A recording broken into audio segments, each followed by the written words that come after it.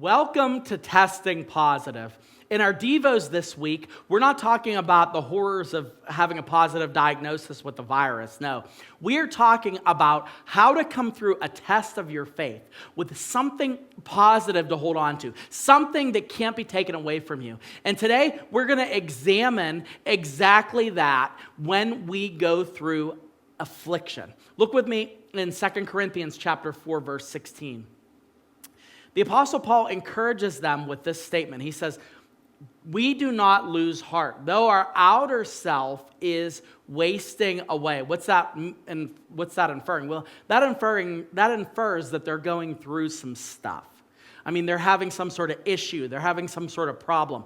And he talks about the outer self. In some translations, it says that they're perishing. And if you think about it, all of us, in one way, shape, or form, all of us are perishing. Because the moment that we're born, we have a clock countdown that starts to go on our lives. And our lives, every single day, begin to fade away. I know that's kind of depressing, but it's not really depressing when you consider what he says here. He says, our inner self is being renewed day by day. So when we have those moments when we're like, oh my goodness, I feel like my life is going to end. Oh my goodness, like this is such a struggle because I feel like every single day, like a part of me dies because I lost that loved one, or I lost my child, or I lost that marriage, or I'm struggling financially. And you just feel like you're just inwardly or outwardly, like everything's just falling to pieces. Inwardly, no matter what's going on outwardly, what we have going on is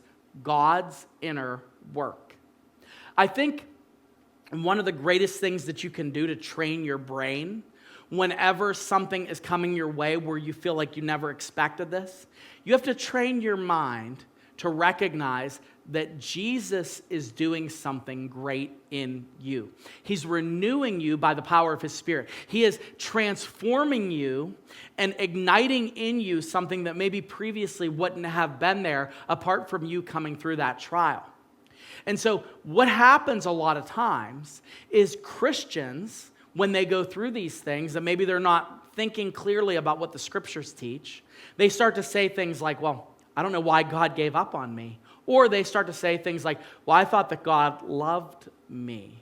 Or how could I do this for God, and how could I serve him in such a way, and yet God is permitting this to happen? Listen, my friends, I want you to be very, very understanding that God's work in you, as long as you are breathing, will never stop.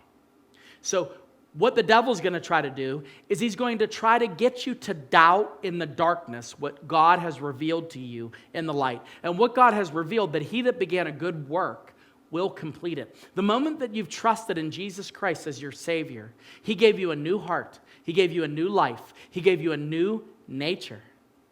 And every single day, no matter what is going on outwardly in your world, God is doing work in your life. Whether you choose to acknowledge that work or continue to focus on what is going on outwardly that is perishing is up to you. But if you want to pass through the test that you're going through right now in a positive way, don't focus on the outward circumstances, but instead focus on the inward ability that God has to pull beauty from the ashes of the wreckage of your test.